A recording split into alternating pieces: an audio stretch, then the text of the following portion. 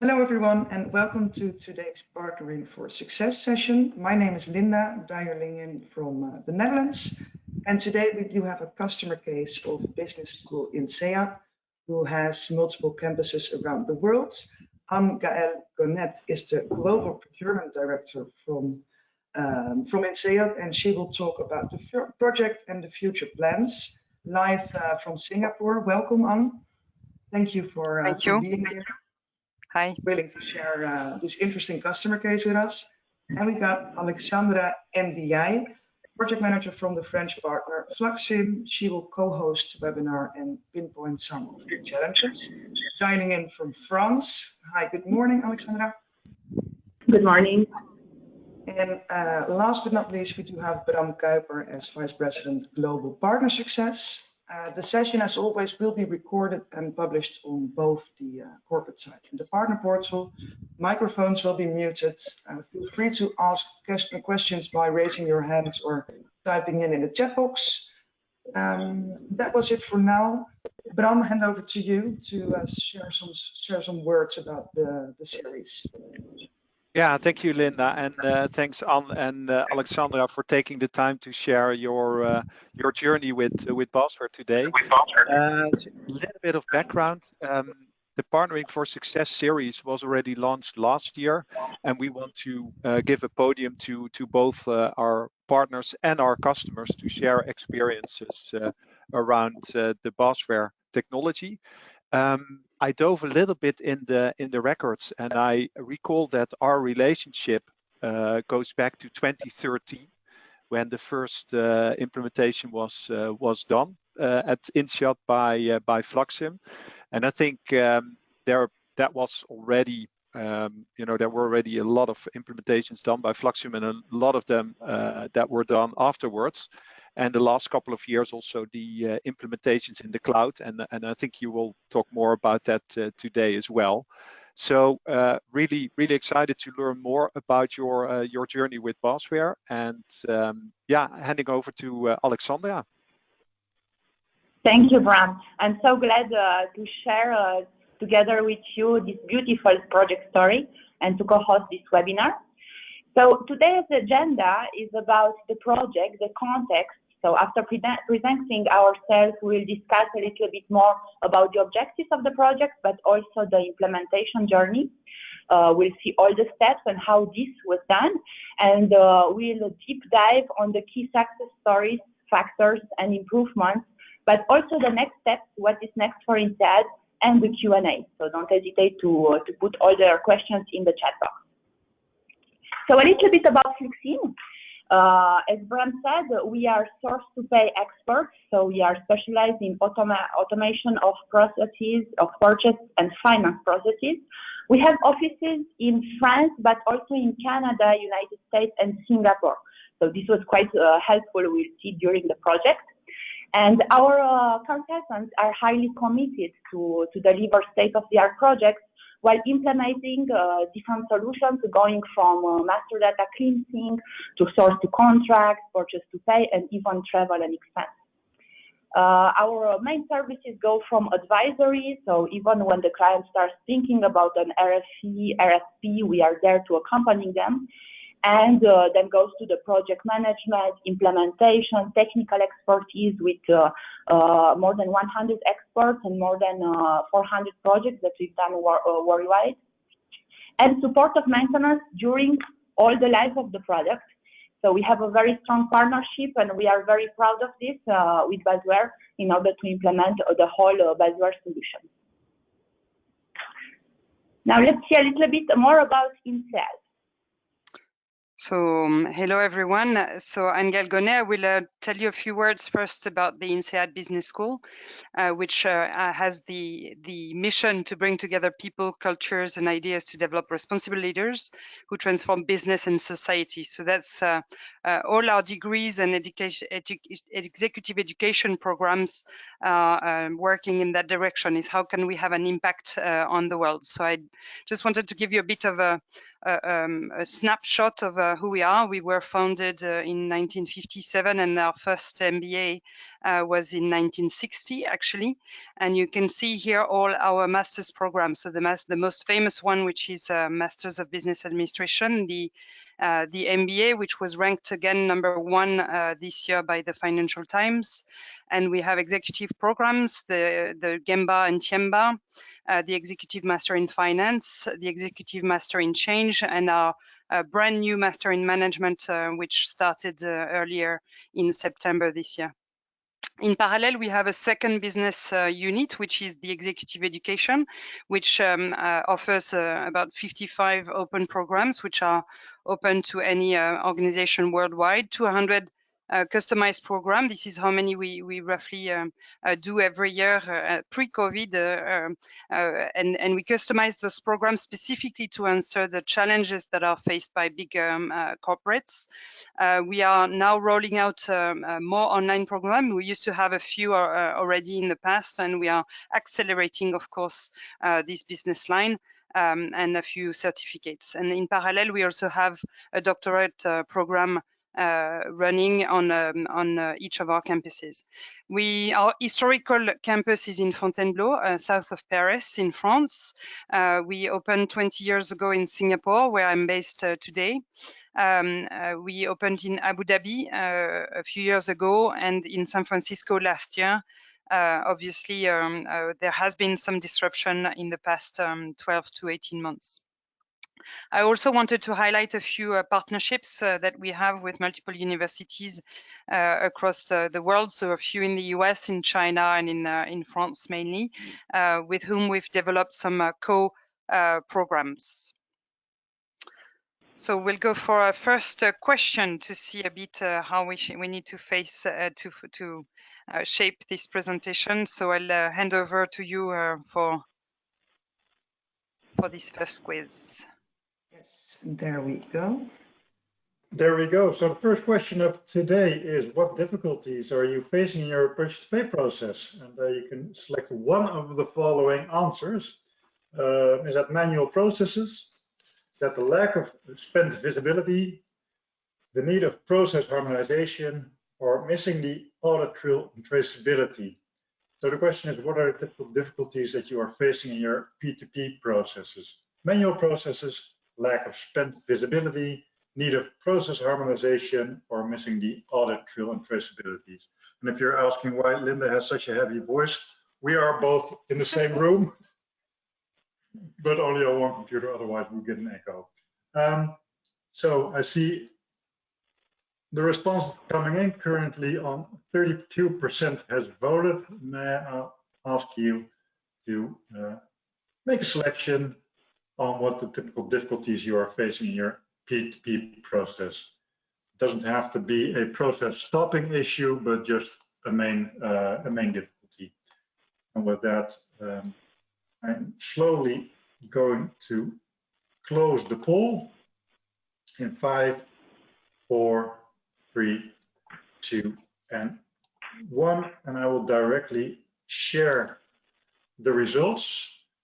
So what we see, there's something in front of my screen. The typical difficulties that are faced in the P2P process, with 40% a net leader, lack of spend visibility, followed by the need of process harmonization with 33%, and 27% is about manual processes. Missing the audit trail and traceability has hardly or not any votes. So Anne-Gaëlle, if you want to respond on these results, and otherwise I will give you. Well, back. the good news is, yeah, thanks. So no, the good news is I believe that we have had an impact on each of these boxes with the implementation of Basware with Fluxym at INSEAD. So do I have the lead now? Yeah, can you still see my screen? Okay, cool.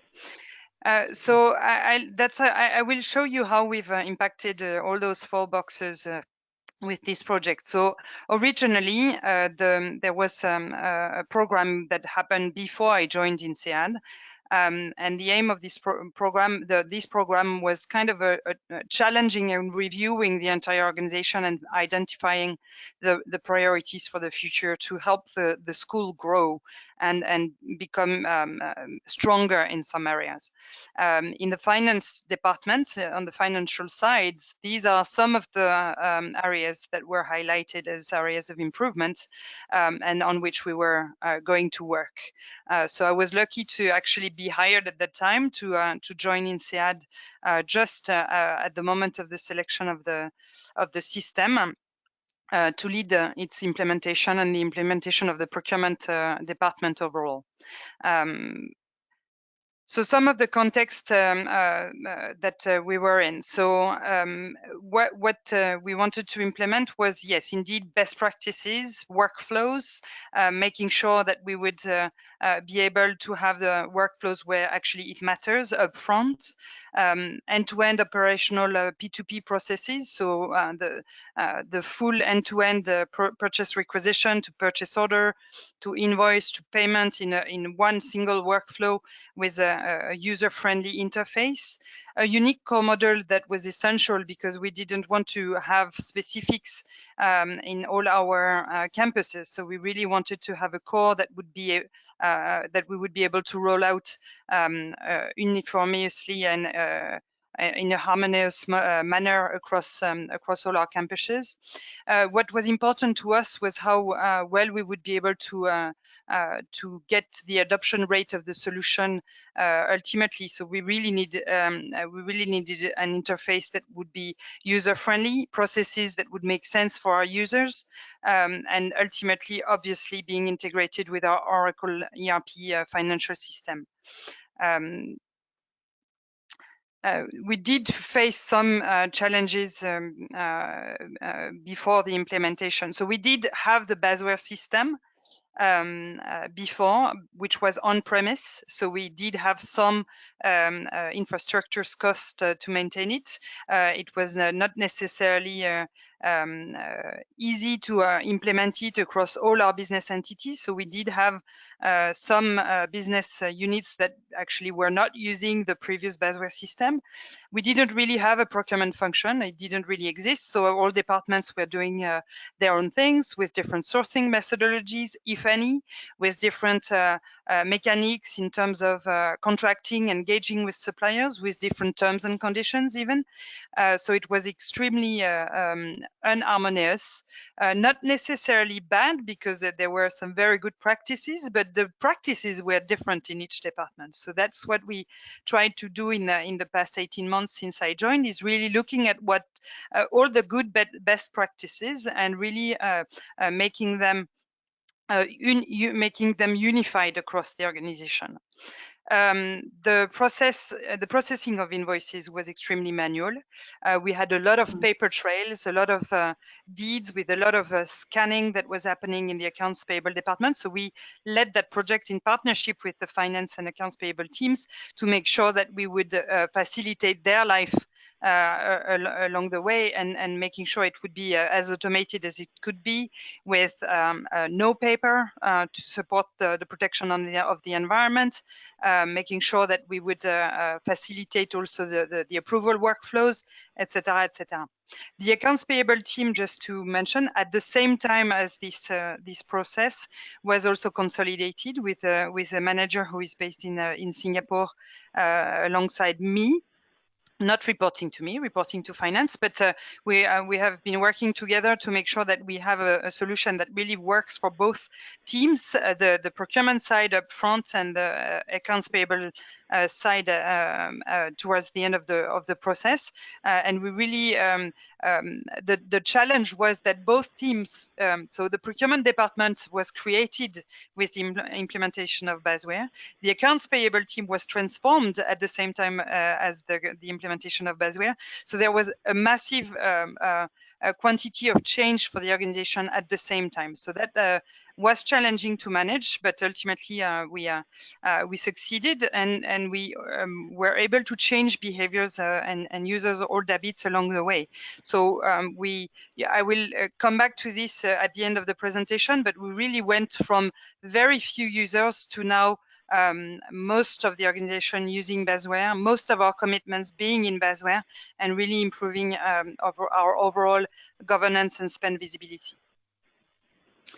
Why did we switch to Basware SaaS? So you have some of the elements on these slides. So yes, automation was a key driver, enabling procurement across the business, definitely, an end-to-end view. So with this full automated workflow, we have the chance to see the end-to-end view, to have the complete traceability of each action. We also record all the comments that are made along the way on all our purchases, so which really improves our audit capabilities. We are now using the supplier portal, which is new for INSEAD for a year from now, making sure that we could register and have better communication with our suppliers, leveraging on e-invoicing capabilities. And one of the reason to stay with Basware was also to migrate the historical invoice data. But not only, Basware was the legacy system, but we found that the user interface of the SaaS version was of good quality for us to get our users on board. Sorry. The SaaS version of it made sure that we didn't have any infrastructure cost moving forward. At the same time, facilitating updates and changes to the interface, as well as the analytics module that is also bringing added value to us. So for all those reasons, we changed and switched to the Basware SaaS model. In parallel, we had to implement procurement at INSEAD. So these are the key driving principles that we are advertising on the reason of being of a procurement function. So of course, it's more detailed than this in our policies and documentations, but I just wanted to touch very briefly. The first mission of a procurement department is to fulfill school demand, is whatever we need to operate, which comes from an external third-party supplier, needs to be sourced professionally. So our aim is to fulfill that demand while making sure that we protect all the different elements that you see on that slide. Value-driven mindset is absolutely key. It's not, a lot of people always were worried when we started the procurement function at INSEAD that we would go for the cheapest of everything. That has nothing to do with what procurement is about. It's really about driving value, making sure that we know what we need in order to select the supplier that will fulfill that need, and at the same time deliver innovation and additional added value for us. The third point on the left is business efficiency. So what we need to make sure is that we are simplifying how we operate. We are automating as much as we can, reducing workload and non-value added activities along the way in everything we do. So this is something that we constantly do in our work with suppliers and with internal stakeholders, is identifying pain points and difficulties when we work with third-party supplier, always towards more efficiency. And finally, and a key pillar also of our mission is protecting the school's reputation through, of course, risk management and due diligence, making sure that we work with the right partners moving forward. What do we buy? You may wonder. So we are operating 4 campuses worldwide, and our main activities and core business is, of course, teaching. So we buy a lot of services around our teaching services and our with coaching. Coaching also services with simulations, with copyrights. We have a lot of tools to deliver this teaching and to deliver the best student experience along the way. We operate our campuses, so we have a lot of costs associated to maintaining our buildings, to renovating them, to adding more buildings, to taking care of landscape, security, etc., etc. We invest a lot in IT equipment for our employees, but also for our campuses, for our our teaching, our MPs need to have top-notch, state-of-the-art equipment to make sure that the student experience is excellent. And we had to renovate a lot of our teaching space in the past year to improve, sound quality, images, and projection capabilities with Zoom. We have started to operate 3 go live rooms, which give the feeling of a face-to-face teaching, but through a Zoom screen. So the faculty is sitting across many screens with almost real-size students in front of him or her, and that completely changes the dynamics of the teaching. So that's quite interesting also in what we need to do, investing in AI, etc. Sorry, not AI, in virtual reality. That's the word I should have said. And at the bottom, you have a few more categories which are also important in terms of course, media and how we communicate about our degrees and our programs, food and beverages, because we of course need to provide that on our campuses, or insurance across all our population, and including our students, obviously, who need to be covered. One of the other drivers, that's actually was not necessarily a driver of the selection of Fluxym, but we decided to take the opportunity of the rollout of Basware to harmonize across the school the approval workflows. When I started at INSEAD, I discovered that among 10 different business units, there were 10 different workflows they all had different amounts, they all have different ways of operating. It was as if we had, SMEs within the SME, basically.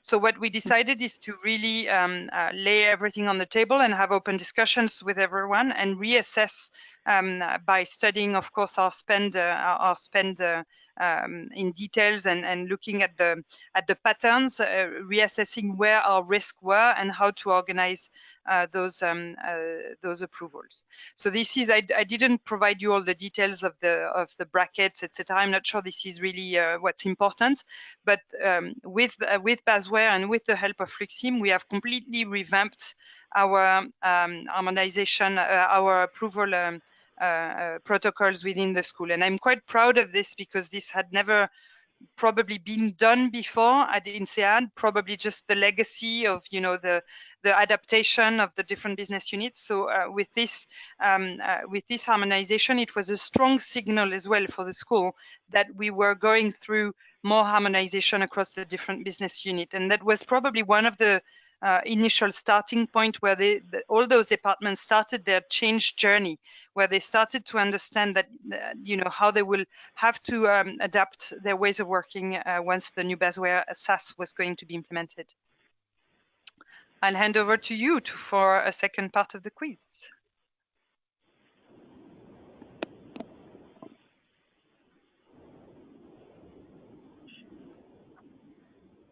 And there we come with, indeed, and sorry, it was a delay in sound, the second one, and that is, how would you describe your purchase requisition to payment lifecycle?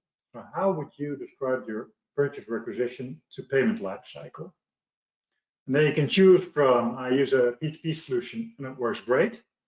That's what we expect all the Basware customers to and then secondly, I use a P2P solution, but there's room for improvement. I use a manual process and it works fine. And I use manual process, but I would like to improve that. So again, how would you describe your purchase requisition to payment lifecycle? I use a solution for P2P and it works great. I use a solution for P2P, but there is room for improvement. I do it manually and I'm happy with it, or I use manual process, but would like to improve that. I see the votes coming in slowly but securely, so I'll give you another 5 seconds to answer this question, and that goes in 5, 4, 3, 2, and 1, and then I will close this poll and share the results. So what we see is on number one, I use a purchase to pay solution, but there is room for improvement. That's about 56% of the respondents. Second, I use manual process, but I would like to improve that. Third place, I use a P2P solution and it works great. It seems that nobody is really happy by using solely a manual process because there were no votes on that one. Is this in line with your expectations, Anne-Gaëlle? Yes, thank you. I believe room for improvement is a lifelong story, and that's somehow a good thing. That means we have more interesting projects to work on. Very good. Okay, you're back in control with the presentation. I'm back in control.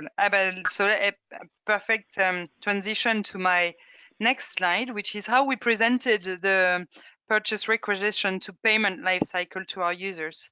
So I didn't change much this slide, to be honest. I took it directly from our training deck. And that's how we've explained the journey to our users. So focusing on the P2P side, not focusing on sourcing and supplier selection that was out of scope at that point in time. But from the supplier selection, we are we're asking our team members, our stakeholders throughout the business to create the purchase requisition, which from our point of view makes sense because they have the information, they know what they have selected, and they are able to enter directly into the system through the free text forms the content of their what they've negotiated with their suppliers. When the supplier selection is performed by a sourcing specialist from my team, that sourcing specialist would be in charge of raising that purchase requisition.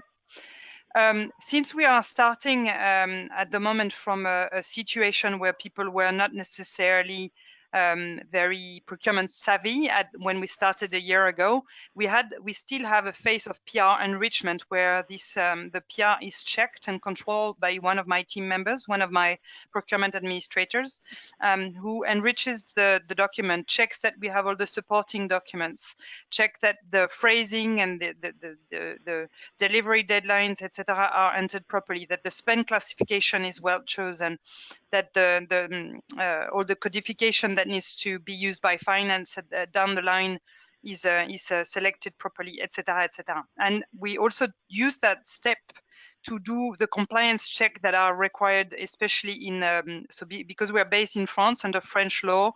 There are quite a few strict requests and a few documents to check for our suppliers. So my team members are able to do that at that step because they are aware that a spend is coming. They can check that all the documentation is up to date, and that we can process the purchase without any risk. Once approved by the entire approval chain, so depending on the amount, depending on who's spending, etc., the PO is automatically sent to the supplier. So the purchase order is generated in a PDF format and sent automatically with a standard email to our supplier. This is something that is customizable, so we chose to implement it this way. But this is something that can be modified with the help of Fluxym to have a different process. Once the goods and services are delivered, obviously there is a step of goods receipt. And you see the warning side here because I use that slide to really inform our stakeholders that this step is extremely important as it signals to the accounts payable team that they can pay the supplier when the invoice comes. So it's really not a step that needs to be taken lightly and not a step that should be done immediately after the issuance of the PO before the goods have been delivered. Otherwise, we can't control the payment itself. Then the supplier obviously sends their invoice, ideally through the e-invoicing channels, and if everything matches, you probably all know the three-way match with the value of the PO versus the goods receipt versus the invoice, and we can pay automatically, which is the best case scenario. And obviously, when that three-way match does not happen, that would trigger an accountant review and a workflow of approval, depending on the department and the different criteria that I mentioned before. Our payments are processed in Oracle as far as INSEAD is concerned. So there is also some interface between the Basware system and our Oracle ERP to generate the payment with our banks through the right systems. So this is what we've implemented, and to implement this, we followed this implementation strategy. So the mobilization happened a bit before I actually arrived. Actually, the mobilization and design happened before I joined. Yes, Alexandra? Yes, exactly. So the implementation of methodology was quite straightforward, and we made sure that the expectations for all the parties involved were quite clear from the beginning in order to synchronize and to work together very efficiently, I would say. We made sure that the prerequisites, the gate checkpoints, and the deliverables were there for each phase. In the mobilization phase, it's true that we tried to involve the key participants from all the campuses. It was a period when we were able to travel freely. So all the sessions that were done online, but also on site. And with our teams, Fluxym teams that are also in Singapore, we are able to be on both sides in France and Singapore in the same time, working simultaneously. So our teams really worked around the clock to make sure that everything is ready and make sure that we can accompany all the key users in testing, but also in design. During the design, I would say that constructing the core model and making sure that we choose simple processes that are available for all campuses was really the challenge, and not maintaining all habits. When we come from on-premise solution and we go to SaaS, it's very important that we don't keep all the habits and make sure that everything is simple and clear for the future users. And plus, we had these new teams that were building in the same time, procurement and finance teams at INSEAD. So I remember that we onboarded Anne-Gaëlle as soon, even before it was the official date of the. I had just signed my employment contract, I think, and I was already reviewing the specifications. Yes, that's right. So after that, we were able to build and to test and train the key users. I remember that were people also from Abu Dhabi that were coming in France to assess this, to attend these training sessions, and in the same time, training sessions in Singapore and France. So we really try to cover all the campuses and make sure that everybody adopted the new solution and they had all the answers to their questions. And the test phase went quite smooth, I would say. We kept the deadlines, and after that we prepared for go live, of course, by wave that we'll see in the coming slides, and the hypercare that was quite smoothly also. So as soon as everything is clear from the beginning, I think all the phases after that and working with synchronization, it goes quite well, even with all the challenges that we had, and also the parallel run and the migration of historical invoices. And in terms of timeline, we started this project in April, so we had a design phase that was quite long with all the demonstrations of the platform to make sure that participants adopted the new solution. They could imagine themselves working in the new solution, specification sign off, and we had the configuration, then the test, unitary integration test for 2 months at Fluxym, while INSEAD was preparing the scenarios for testing and all the key users for the testing phase. The key user training took place in France and Singapore in the beginning of September, and we had 1 full month of UAT, of course checking all the interfaces with Oracle. Practically we redeveloped everything to make it more efficiently. And after the testing phase that was quite intense and the report sign off, we prepared for go live, and Basware teams also were very keen on the planning and the timeline to be sure that we have the production environment as predicted on the 20th of November. So actually, what I find very appreciating on this timeline is that everybody was highly committed to keep the deadlines, all the parties involved, the Fluxym, Basware, INSEAD, and we made sure that we respected the planning as predicted from the beginning. So in 7 months, the project was running, and after the go live and hypercare, we had the data migration of historical invoices and a few weeks of parallel run. We stopped doing the POs in the old system and going into the new system, but also with invoices. And after that, starting, of course, onboarding the suppliers on the invoicing part. And what Alexandra doesn't say is when I joined early September, after the UAT, I made a lot of changes and they adapted and we modified and we really adapted the design and the configuration. And so they were very flexible in adapting to those requests. I think improving every day is really the key point.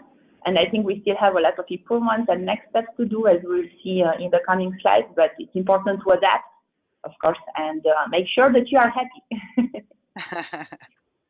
So that's on the global rollout. Because we were very tight, to be transparent, we were in parallel setting up a new department at the same time working on the go live of Basware. So it was challenging to be able to address training and go live for all departments at the same time within the school. So we decided to have a staggered approach, focusing on some departments that were already using the previous Basware system, such as our campus services team or IT departments. And we then rolled out the other departments step by step to make sure that after about 3-4 months, we had trained everyone in the organization. And despite this, we also still had some, of course, some team members that were still a bit reluctant to change. So the reality is that the full capability of Basware was probably achieved only sometime to do it at the end of 2020, especially with the COVID situation hitting in the middle of the implementation.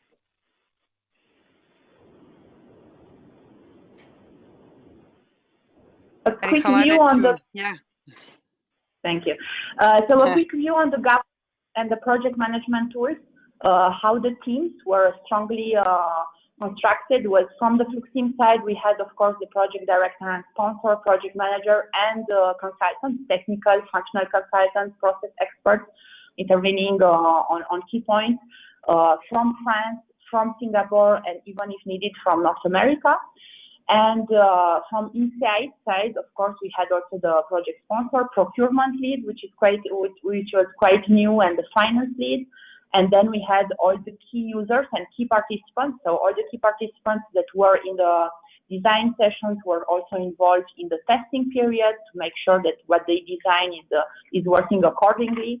And we also had a change lead and even a PwC consultant helping with the change management during this project.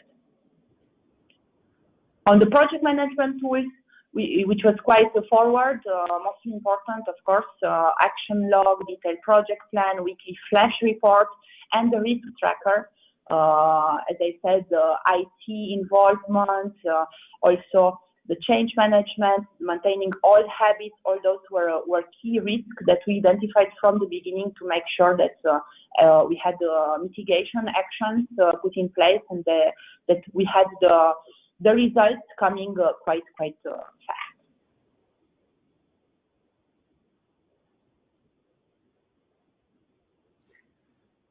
So on a year from now, a year from implementation, I think we have clearly successfully implemented the P2P process across the entire school. All departments are now on board with automatic approval and elimination of manual tasks. And we've also somehow benefited from the crisis, having to go full online. So there's nothing happening on paper anymore for any of our procurement processes. We have onboarded so far probably the number is too small to my taste, to be honest, but we've reached 20% e-invoices at this stage. This is our point of focus for this year, to increase that number, to make sure that we really reduce the workload on the accounts payable team managing invoices. So that what we mean by e-invoicing is invoices that are fully integrated immediately in Basware, and not going through a step of receiving in an email box, sending it to another tool for processing before it can be uploaded into the Basware system. It's really invoices that are immediately matched 100% to the purchase order. So we've only reached 20% year to date, which is work in progress for the future. And that really is about us and our communication to our suppliers more than anything else, and how we manage these suppliers. We created free text forms for about 10 per campus, depending on the type of goods and services. So we've tried to standardize into 10 free text forms, or tailored by campus with different languages on a case-by-case basis. And we are currently also working on improving those free text forms and fine-tuning how we can make them even better. So we are doing a lot on our own, and from time to time involving also Fluxym to fine-tune some technical details. In terms of spend control and analytics, it's a step change, because we had very little visibility before, and we now have a lot of KPIs that we can see evolving day to day. So we are very comfortable with this. We still have to do some progress on some controls that are not necessarily available as mainstream into the analytics solution, but that has more to do with the INSEAD specificities. But all in all, I think we are really happy about those improvements on the analytics side.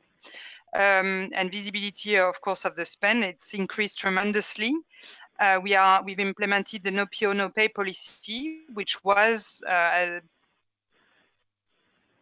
in a way sometimes implement, because our users were not necessarily happy with this. But now, a year from the implementation of these no PO, no pay guidelines, I can tell you that it has paid off, and that we have an important percentage of spend going through the system, because as simple as this, the invoices will not get paid otherwise.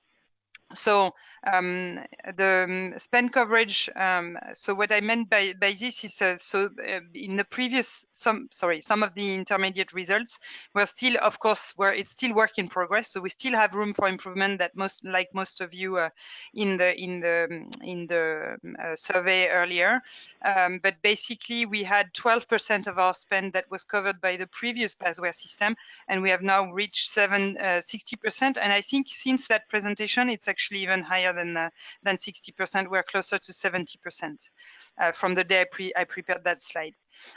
We had 3 departments using the system before, and now we are covering all departments. So I think that's a very significant change for us, and all campuses worldwide are using the same system, the same platform, the same processes. From 10 different workflows to one common framework, and I think we even had more than 10 different workflows.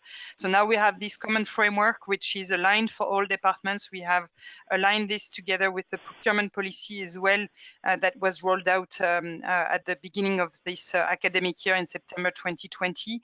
So we are really going towards a one school, one rules, one setup environment, which is really strong for also and giving some shape to culturally to our organization. We were from 3 categories of spending to all 7. So we have classified our spend into 3 main categories, which are now going all 7 into the Basware system, as opposed to 3 before the implementation of that change. Yeah, we've had important. Oops, sorry, there is a panel behind my screen that is falling. Sorry.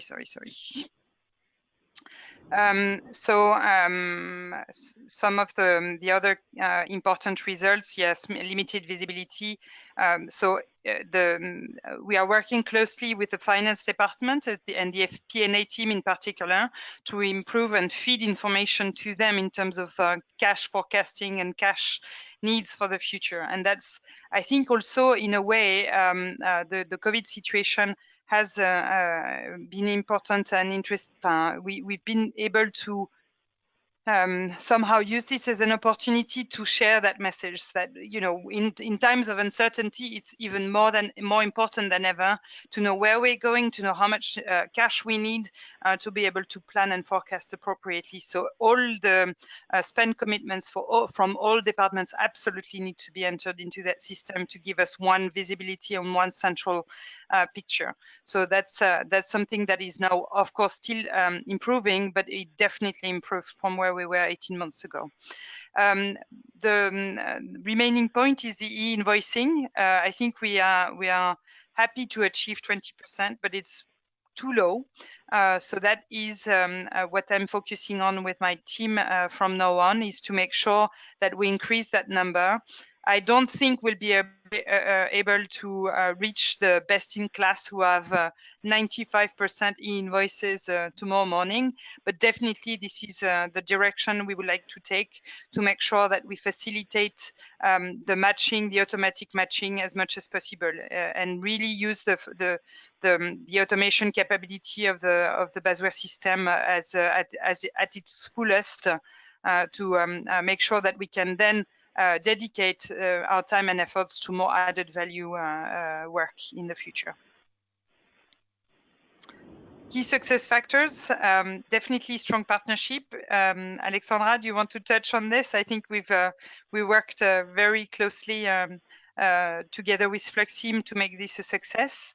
Adaptability, we mentioned this earlier, is how we were able to, in an agile manner, to test and adjust throughout the project.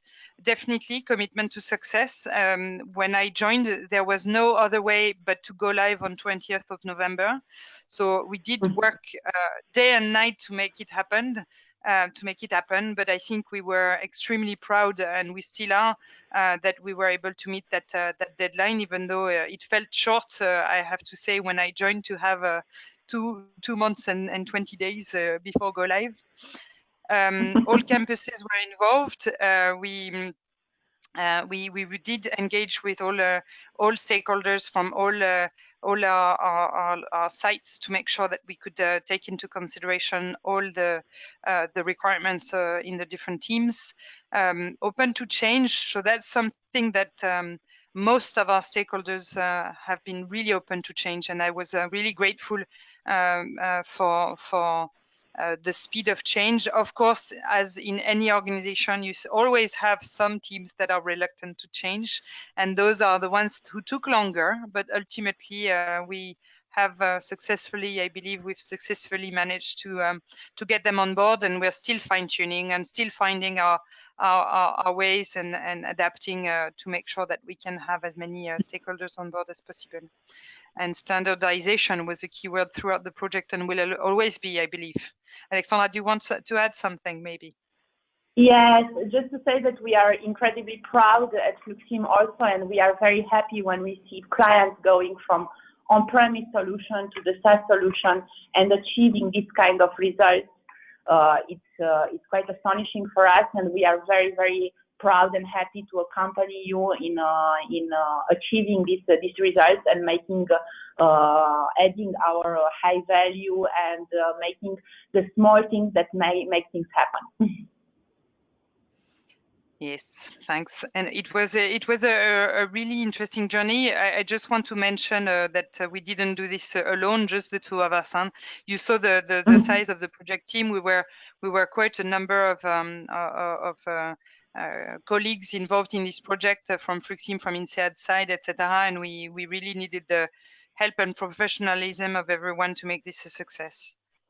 What we would do differently. So we have one of the process that was the most complex for us is related to how we work on our teaching processes when we work with external service provider for teaching, and it's still a complex process. And so we are really trying to simplify it and rework it, and we are still making changes and fine tuning to make sure that we have the leanest process in place for that category.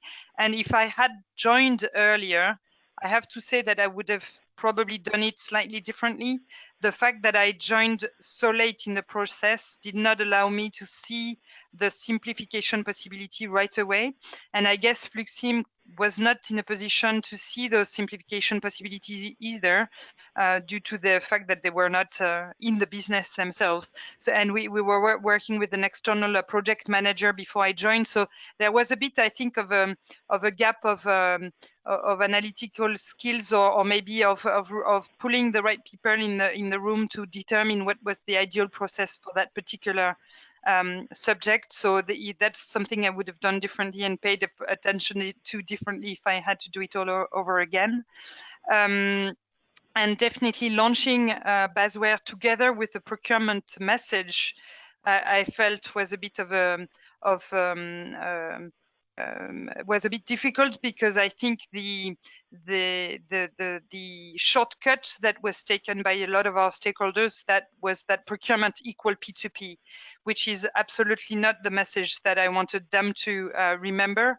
I really wanted to sell the added value of what a procurement function can bring in terms of sourcing expertise, managing risk, leveraging innovation, etc., etc. And the messages along the way were a bit mixed and probably confusing for some of our stakeholders. But obviously, because of the go live, we had no choice but to heavily communicate on P2P.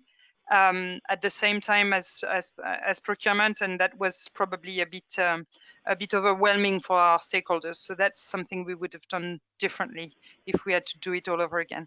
18 months down the road, I think it's much better, but it could have been more efficient from day one. Next steps, yes. So we since it's only P2P, we are in search of a complete e-procurement solution, which would go end-to-end, including sourcing, including risk management, including performance management, including contract management, etc.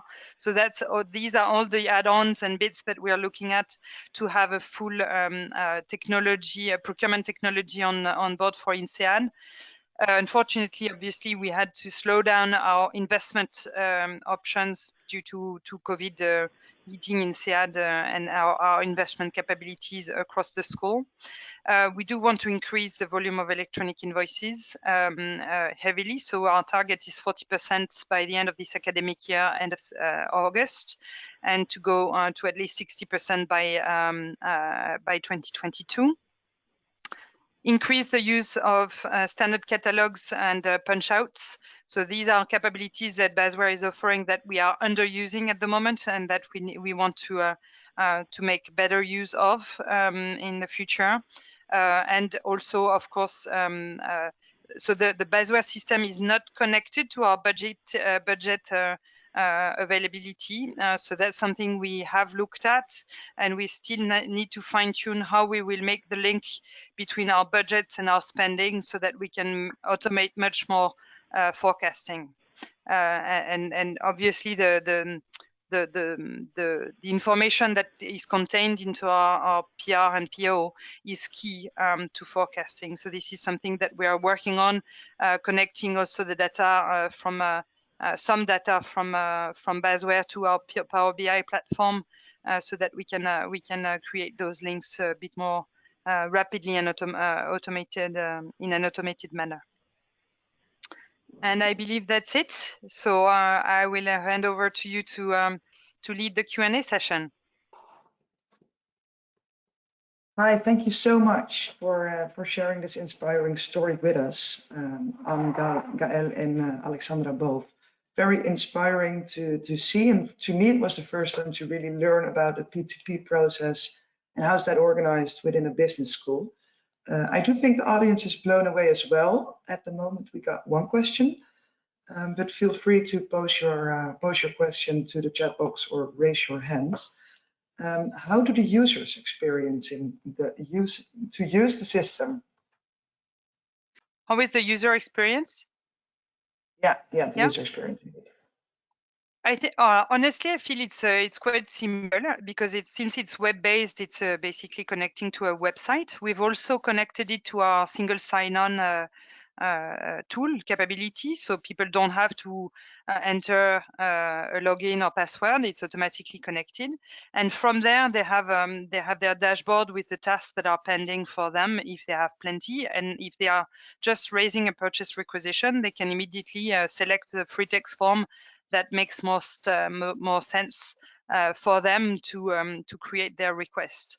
There is the possibility also to select from the catalogs, which is a bit of an Amazon feel. You select a standard item, put in the cart, and then submit your requisition. So from a user standpoint, I think for simple purchases, I think it's quite easy.